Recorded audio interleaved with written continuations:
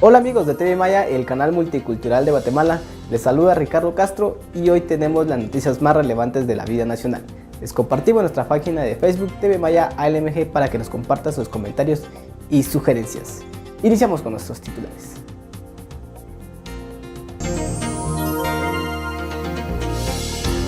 Niños y niñas afectados por la migración representan un desafío urgente de derechos humanos. Es un informe que llevó 2 años de investigación de diferentes organizaciones e instituciones que trabajan el tema de derechos humanos, derechos de los menores de edad y derechos de migrantes. Se oponen a la construcción de hidroeléctrica debido a la falta de consulta realizada a los pueblos. Han venido a denunciar atropellos y violaciones a sus derechos fundamentales. CONADI celebra 18 años de fundación. Y en esta actividad, aparte de conmemorar esos 18 años, pues se va a hacer reconocimiento a toda esa gente, a todas esas personas, hombres y mujeres que conforman estas 59 organizaciones y que han sido parte importante en esa labor que se ha hecho durante 18 años.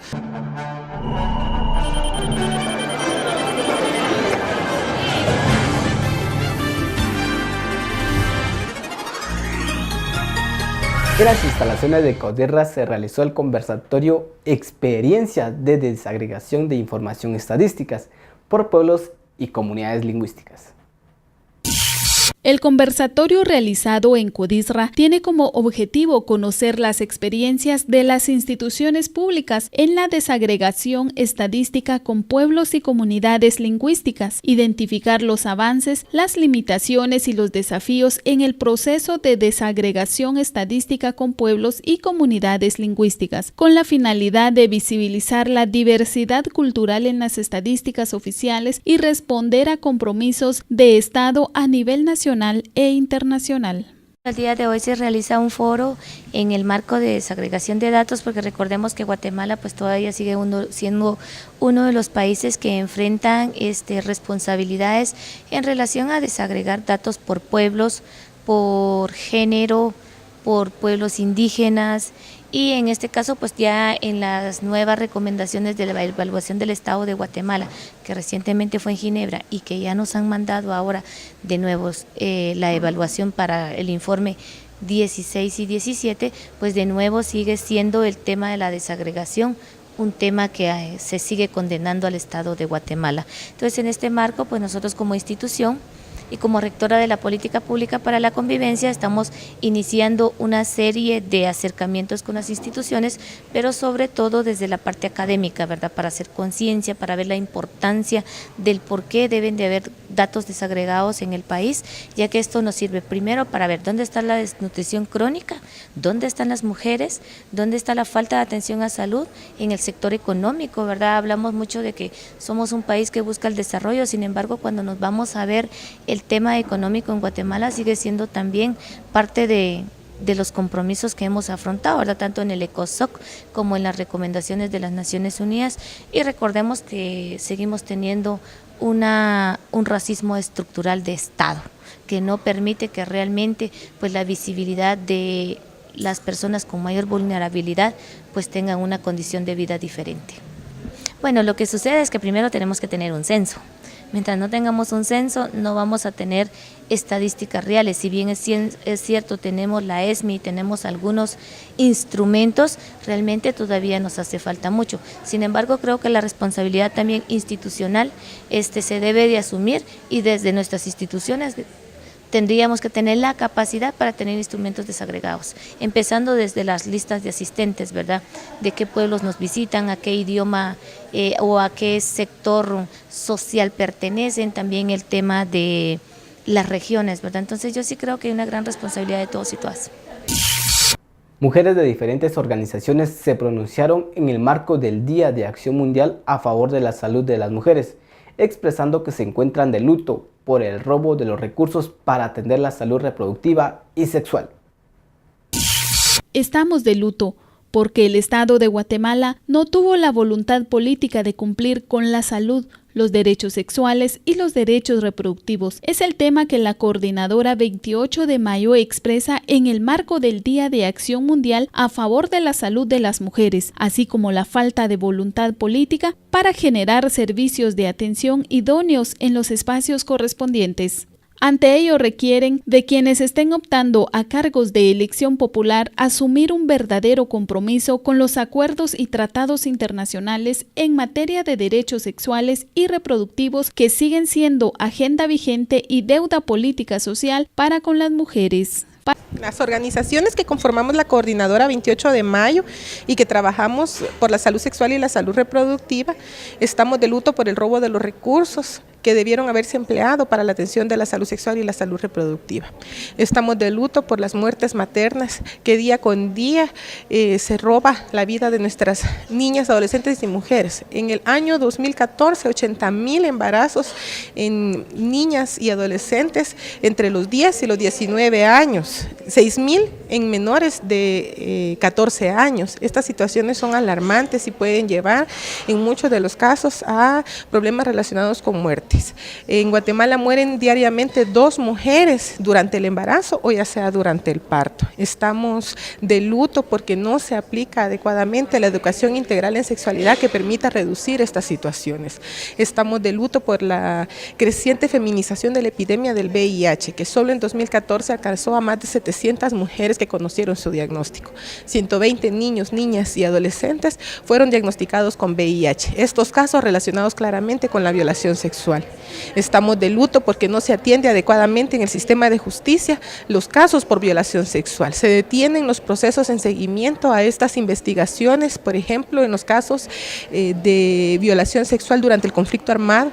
Estamos de luto por la anulación de la sentencia por genocidio y violencia sexual. Estamos de luto por el más reciente caso en el que el señor ex concejal de Chiquimula, Max Cordón Orellana, fue dejado en libertad luego de haber sido capturado saliendo de un autohotel con una niña de 8 años.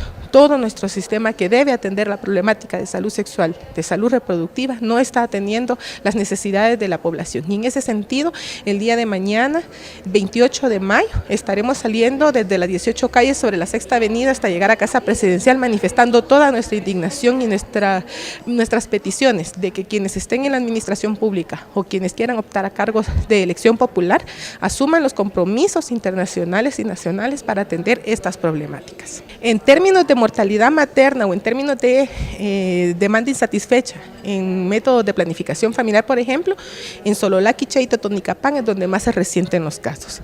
En términos de VIH, el corredor epidemiológico sigue siendo el mismo desde que la epidemia empezó a recrudecerse en nuestro territorio, incluyendo ahora los departamentos de Puerto Barrios y de Petén. En relación a embarazos en adolescentes, es un problema de nivel nacional, es decir, en todas las regiones, y obviamente sí se recrudecen aquellos espacios donde el acceso a la educación es más limitado y donde este Estado no ha querido aplicar la estrategia de educación integral en sexualidad. Hay presupuesto para el Ministerio de Salud, pero hay acciones de prevención de enfermedades por la mala administración, lo que ha provocado muertes de pacientes. Así lo expresó representantes de la Coordinación de ONG y Cooperativas CONGECOP.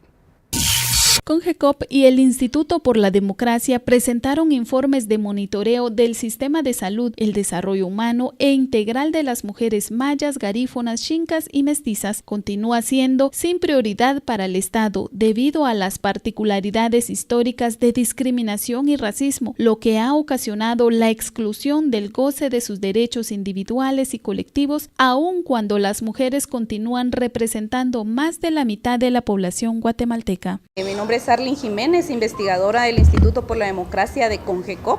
El día de hoy, como ustedes saben, ¿verdad? Hemos venido monitoreando hace más de 8 o 10 años la ejecución presupuestaria del Ministerio de Salud, pero hoy nos queremos concretar y enfatizar el programa que da respuesta a la salud integral de las mujeres, ¿verdad? Nosotros decimos que la salud integral de las mujeres no encontró respuesta en el actual gobierno.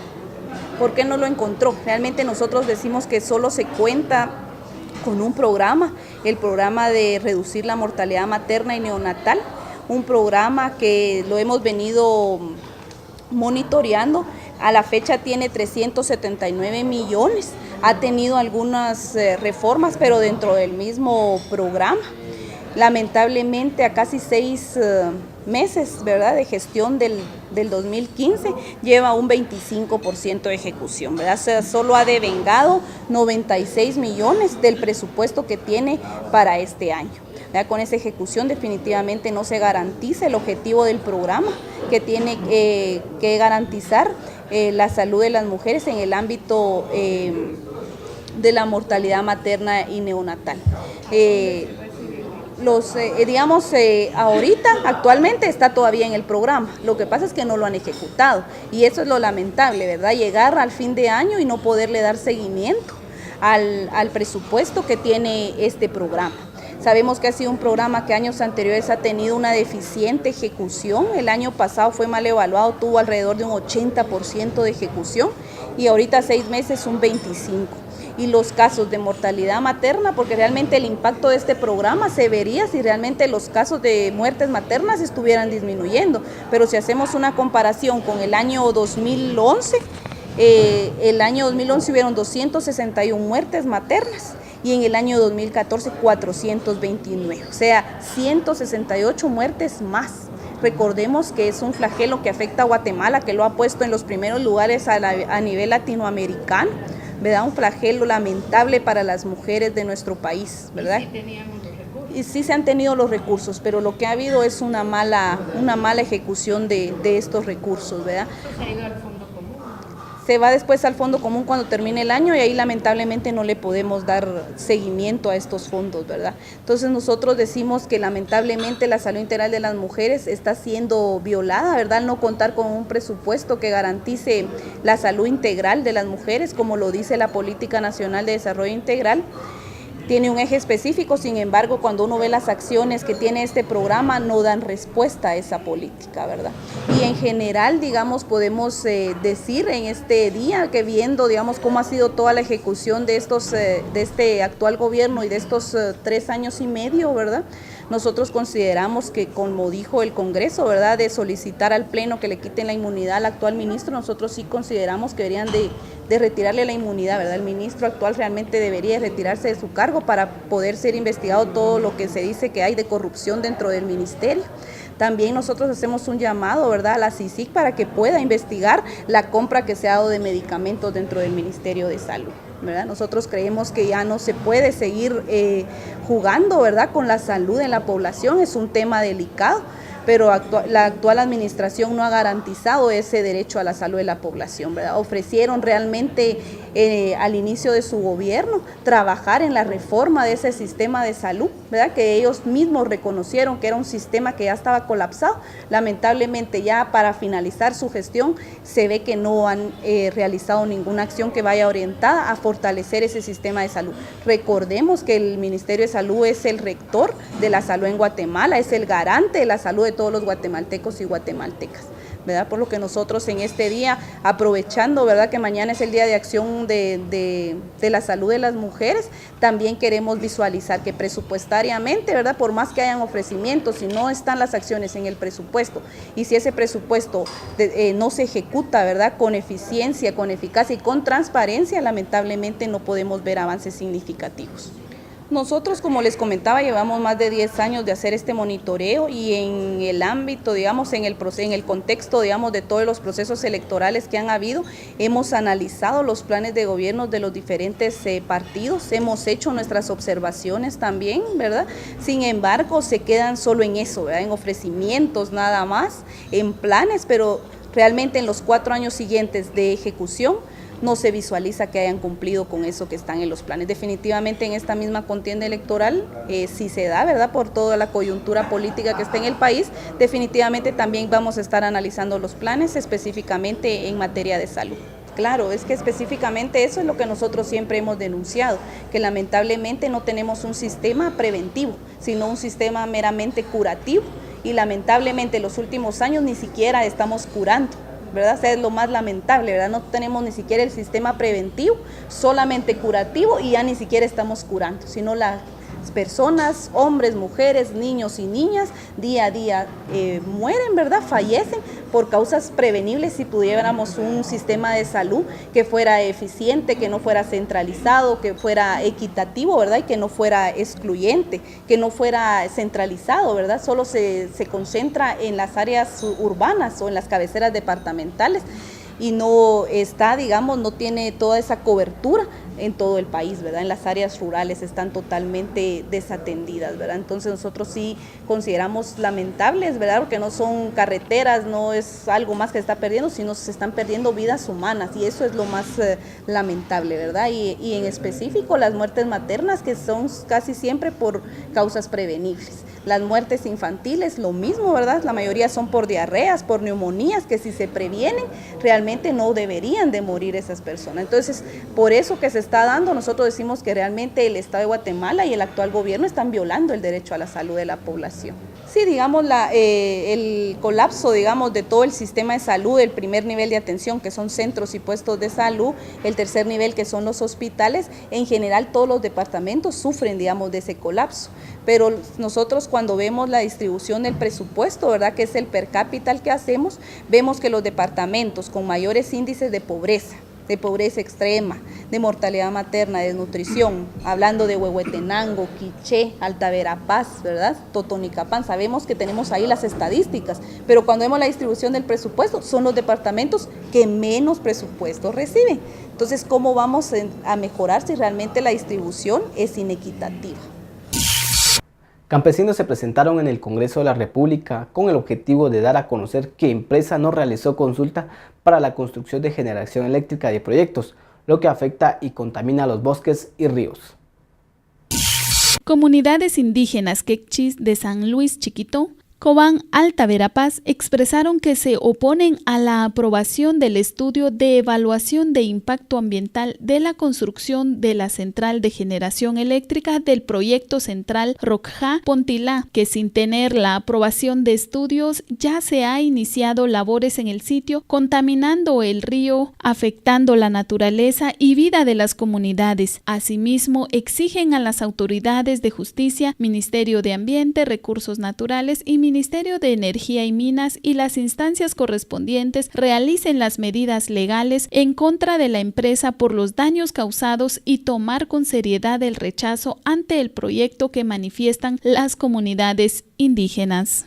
Las comunidades de Rocjá, Pontilá, Chisec, Alta Verapaz, Cobán, limítrofe entre Cobán y Chisec, pero de jurisdicción del municipio de Cobán, han venido a denunciar atropellos y violaciones a sus derechos fundamentales, especialmente porque nuevamente un conjunto de empresas incursiona en el área de sus comunidades y antes de tener licencias definidas para la construcción de una hidroeléctrica ya están generando efectos negativos. Por lo tanto, ellos vienen a presentar su denuncia y nosotros inmediatamente hemos reaccionado y ya estando en tiempo en el procedimiento, pues vamos a explicarles la acción que hemos presentado. Pero preferiría que ellos explicaran la razón de su comparecencia aquí al Congreso de la República, en donde vienen a pedir apoyo y respaldo para defender sus derechos como corresponde, especialmente derechos fundamentales y el derecho a la consulta, donde la Corte de Constitucionalidad ha fallado reiteradamente que estas empresas deben respetar el derecho de consulta y consultar a pueblos indígenas. Solo por un recordatorio, el caso de la hidroeléctrica de Xalalá, se suspendió el contrato y el amparo que ganamos en la Corte con comunidades quechis fue precisamente porque el Estado no cumplió con consultar a pueblos indígenas. Por lo tanto, hay elementos suficientes para seguir exigiéndole al Ministerio de Energía y Minas que cumpla con ese requisito, porque sin duda tendrá que enfrentar los juicios que devienen de ese incumplimiento. San Luis Chiquito, comunidades indígenas.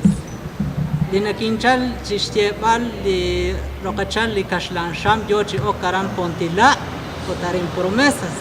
Yosh Mushpal, Kakulu, Utsahnin, Kirulikaha, Utlaoy, Anakah, Nakchakik, Likaha, Zahunkutan, Wanakaan, Likaha, Keh, Maania, Rikin Anako, Noko, Akut, Aranako, Magat, Kulak. Lo que comenta el compañero es de que cuando nosotros venimos a exponer ante la conferencia de cuando hay las empresas hidroeléctricas que están afectando nuestro territorio en la región Alta Verapaz que están dinamitando dentro del río y nos están afectando nuestro territorio y nuestro vital líquido sin el permiso de la comunidad. El Centro de Estudios de Derechos Humanos de Guatemala realizó una conferencia sobre el análisis legal de las prohibiciones para optar a cargos públicos por elección general, especialmente para presidente, vicepresidentes de la República y diputados del Congreso de la República. Guatemala atraviesa una serie de circunstancias políticas y de gobierno, incluso acciones ilícitas efectuadas dentro de la estructura de la administración pública, y todo ello genera reacciones que discuten los fenómenos sociales desde aspectos económicos, culturales, étnicos, desde la propia sociología política, también desde los distintos actores. Vemos a los grupos de poder y de interés y organizaciones internacionales y nacionales, pero en especial el propio titular del poder público, los habitantes de forma individual y colectiva, es decir, el pueblo. El Centro de Estudios de Derechos de Guatemala realizó una conferencia sobre el análisis legal de las prohibiciones para optar a cargos públicos por elección general. Pues hemos desarrollado a lo largo de nuestra existencia varias conferencias y seminarios, diplomados relacionados con temas legales. Y dado que un tema coyuntural ahorita es lo relacionado con el proceso electoral, entonces decidimos, en base a peticiones de nuestros alumnos y gente que elabora también en la institución, dar esta conferencia en relación específicamente a las prohibiciones para optar a cargos públicos de elección popular. En relación a los diputados, los requisitos esenciales se refieren a temas de nacionalidad y edad, pero el tema de los documentos previos que ellos tienen que tener como su finiquito por haber sido, algunos que están optando porque ya fueron previamente funcionarios públicos, tienen que tener el respectivo finiquito que es extendido por la Contraloría General de Cuentas, que los exime de responsabilidades del manejo de fondos del Estado. Bueno, la realidad de la sociedad guatemalteca es que para que un diputado pueda tener algún tipo de profesión o título para poder ser diputado, pues es un tema de una discusión social muy grande, ¿verdad? Porque aparte de todo se tendría que reformar la Constitución, y creo que siendo una sociedad en donde muy poco porcentaje de la población tiene acceso a la educación y tiene acceso a la educación superior, ¿verdad? Que es el punto interesante, pues está bastante complicado realmente que ese requisito se pudiese exigir actualmente. Bueno, en realidad yo creo que ese tal vez sea el tema más objeto de discusión, porque la Constitución, el artículo 189, contempla las prohibiciones para esos cargos públicos, tanto vicepresidente como vicepresidente de la República. Y en esencia esa es nuestra discusión esencial el día de hoy, ¿verdad? Las personas o calidades de ciertas personas que podrían o que no podrían optar a esos cargos. Considerando que los incisos de ese artículo se refieren, o los que se generan más problemática de análisis, son los referentes al parentesco que se tiene, y también en algunos relativos a la nacionalidad, que como sabemos hace 4 años se tocaron ambos, ¿verdad? Porque el caso de la señora Sandra Torres, que se hablaba de si podía o no optar al cargo por el tema de parentesco, y el caso de la señora Patricia Darzú, que también se manifestaba por el tema de la nacionalidad. De la misma manera, este año volvemos nuevamente a discutir un par de situaciones vinculadas bajo circunstancias muy parecidas. Las personas con discapacidad tienen el derecho a la educación desde la estimulación temprana hasta la educación superior, siempre y cuando su limitación física o mental se lo permita. Según el artículo 25, capítulo 4, decreto número 135/96 del Congreso de la República de Guatemala, la Ley de Atención de las Personas con Discapacidad. El CONADI se inició hace alrededor de 70 años, cuando la Asociación de Muchachas Guías instituye en 1941 la Escuela para Ciegos y Sordos Santa Lucía, desde una gestión totalmente asistencialista, por la manera de cómo se valoraba la participación del sector en este entonces. Asimismo, en 1998, el Departamento de Educación Especial del Ministerio de Educación, en seguimiento a la Declaración de Salamanca y otros esfuerzos del medio nacional, conformó la Comisión Nacional de Integración Escolar y convocó a las instituciones de carácter privado. Durante el proceso electoral 2003 y luego en el 2007, y el CONADI y las organizaciones de sociedad civil plantearon en una agenda mínima la conformación de la Dirección General de Educación Especial en el Ministerio de Educación, objetivo que se alcanza en 2009. En el año 2008, el Congreso de la República ratifica la Convención sobre los Derechos de las Personas con Discapacidad, instrumento que plantea toda una serie de retos en el artículo 24. Sí, realmente estamos bastante emocionados por esos 18 años que se cumplen ahora con el Consejo Nacional para Atención de las Personas con Discapacidad, y hoy se va a hacer una actividad con 59 organizaciones que son miembros del CONADI, y en esta actividad, aparte de conmemorar esos 18 años, pues se va a hacer reconocimiento a toda esa gente, a todas esas personas, hombres y mujeres que conforman estas 59 organizaciones y que han sido parte importante en esa labor que se ha hecho durante 18 años para llevarlo a donde ahora está el Consejo Nacional para Atención de las Personas con Discapacidad, que es precisamente la lucha y la promoción de los derechos de las personas con discapacidad. Pero aparte de esto, también se tuvo ya una actividad en la cual los medios de comunicación también se les dio un reconocimiento porque nos han acompañado, como el caso de ustedes, ¿verdad?, de TV Maya y de Radio Nacional, que han estado con nosotros en esos, bueno, en buena parte de esos 18 años para dar a conocer a la población todo lo que es el quehacer del tema de la discapacidad. Bueno, uno de los logros más grandes que se dio precisamente al cierre de este quinquenio, que fue el año pasado, fue la creación y el nombramiento de la Comisión Extraordinaria sobre Asuntos de Discapacidad dentro del mismo Congreso de la República, porque eso hace que la gente desde ahí mismo, donde se hacen las leyes, esté promoviendo y esté viendo porque se cumpla la ley que ya existe, porque ya hay una ley para la atención de las personas con discapacidad. Ese fue uno de los logros más grandes. Aparte de eso, el CONADI como tal, el que cada año, cada vez hay más gente, más personas con discapacidad organizadas que se acercan a formar parte del movimiento y tratar de hacer incidencia no solo a nivel político, sino también a nivel social nacional e internacionalmente. Y aparte de ello, también el CONADI ahora cuenta con una sede propia en la cual puede atender todos los temas que le corresponden, recordando que el CONADI es el ente coordinador, asesor e impulsor de todas aquellas políticas que tengan que ver con el tema de discapacidad. Bueno, en el caso de, digamos, de cifras, es difícil de mencionar cifras en este caso porque aparte de que Guatemala carece de números, realmente en Guatemala estadísticas hechas y propias no hay, pero luego porque el CONADI es un ente más que atender directamente a las personas, asesora, coordina e impulsa movimientos con las organizaciones que atienden personas con discapacidad. Entonces eso nos implica que tenemos 59 organizaciones adscritas, más las que no están adscritas, porque igual de la misma manera se les asesora. Pero recordemos que en Guatemala, según la OMS, la Organización Mundial de la Salud, y la ONU, establece que cerca del 12% de las personas de Guatemala, en el caso de Latinoamérica y por lo tanto de Guatemala, están en una condición de discapacidad. Entonces a la cantidad de personas a la que nosotros nos debemos, que más o menos es un aproximado cerca de 2 millones de personas. Sin embargo, contadas las que se les brinda algún servicio, alguna atención, eso lo tiene cada una de las organizaciones, ¿verdad? Mira, nosotros tenemos ahorita prácticamente dentro del Congreso propuestas de reformas a las leyes. La primera y la más importante es la armonización de todo el marco legal nacional con la Convención sobre los Derechos de las Personas con Discapacidad.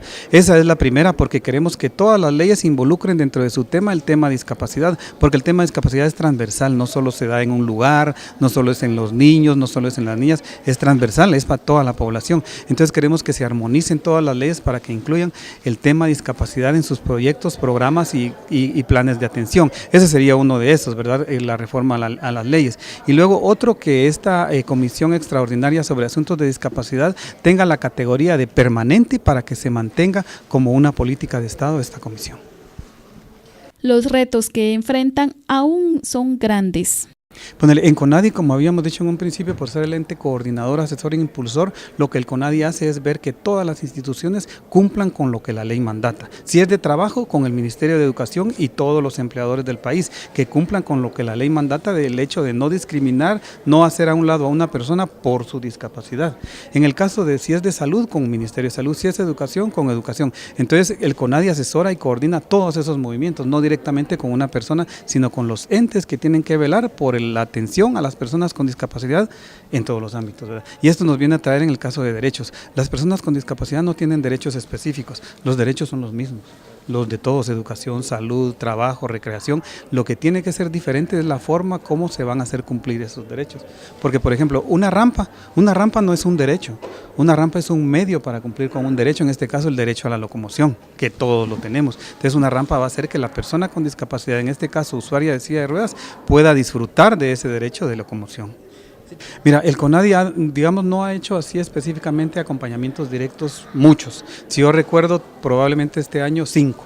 ¿Verdad? Pero en realidad, a la hora de que hay una denuncia, el CONADI lo que hace es transferir la información que corresponde, en este caso al organismo judicial o al Ministerio Público, para que, como te decía en un principio, al igual que todas las demás dependencias, atiendan por igual a las personas con discapacidad. Sin embargo, sí, el CONADI tiene una unidad de asuntos jurídicos que sí, digamos, asesora y recomienda, y en algunos casos acompaña, pero no es, digamos, su labor directa hacer acompañamiento.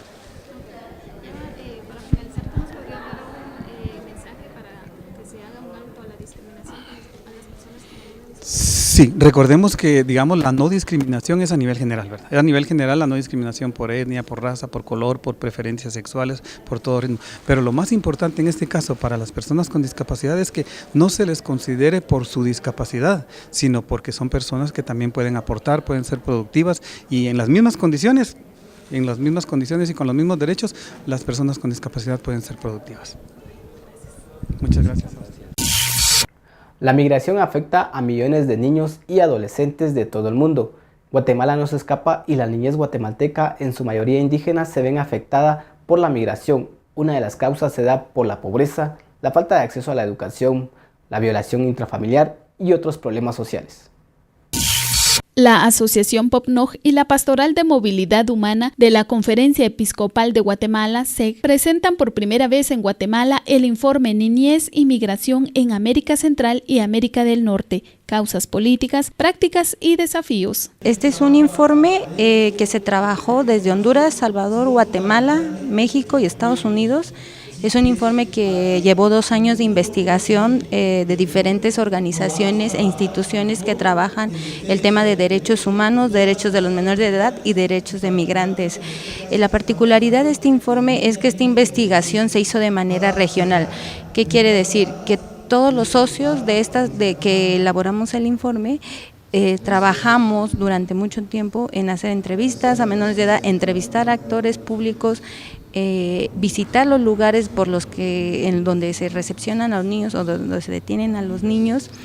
Y tiene la particularidad también que identificamos diferentes etapas de la migración de los niños y niñas. No solo estamos hablando de los no acompañados, sino estamos hablando de los acompañados con familias, de los que se quedan también en el país de origen y en general de cómo las políticas de defensa de los derechos de los niños están fallando en los países que no protegen y provoca que migren. En el caso de los no acompañados, pero que por supuesto afecta a todos los demás, principalmente tiene que ver con la pobreza extrema que se vive, la falta de economía en las familias para sostener a familias que normalmente son numerosas, por supuesto todo el tema de negación de acceso a derechos básicos como la educación, la salud, la alimentación, falta de educación también, acceso a la educación, más le vamos sumando cada vez, por ejemplo, en el caso de Honduras y El Salvador,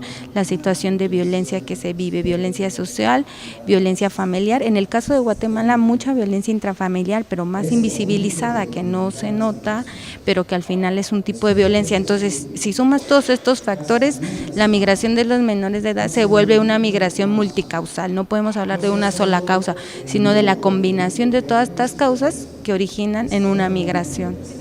A lo largo del corredor que va del norte, del Triángulo Norte, pasando por México hasta Estados Unidos, violan sistemáticamente los derechos humanos de los migrantes y los hijos e hijas de padres migrantes. Hablar de las causas de la migración infantil, de la migración de niños, niñas y adolescentes, tenemos que considerar varias cosas. Necesitamos mirar desde una manera mucho más completa. Este estudio se hace a nivel regional, Guatemala, Honduras y El Salvador. Los tres países comparten entre sí algunas condiciones muy parecidas. Los tres países han tenido conflictos armados, ha habido muerte, ha habido violencia, una violencia, yo digo, histórica, sistemática, sistémica, estructural. Y esto ha provocado empobrecimiento de las personas, de las familias, ha provocado miseria, ha provocado hambre. A todo esto se une también las políticas poco humanas para favorecer a estas familias pobres, a estas familias que necesitan acceso a la educación, necesitan acceso al medicamento, a una vivienda digna, necesitan toda la atención y protección. Y después, como resultado, estamos viviendo ahora grupos de personas que están organizadas para cometer crímenes, y compartimos a nivel regional grupos altamente capacitados para cometer crímenes, altamente organizados para cometer crímenes. Todo esto está provocando un desplazamiento masivo, un desplazamiento forzado. Un país empobrecido que no tiene posibilidades para vivir una vida digna, se van a mover. Peor cuando hay violencia, cuando hay muerte, cuando algunos de estos jóvenes están siendo reclutados, les están pidiendo reclutarse a estos grupos organizados. Cuando hay amenazas, cuando hay muerte, todos estos niños tienen que salir. Algunos salen solos, otros salen acompañados.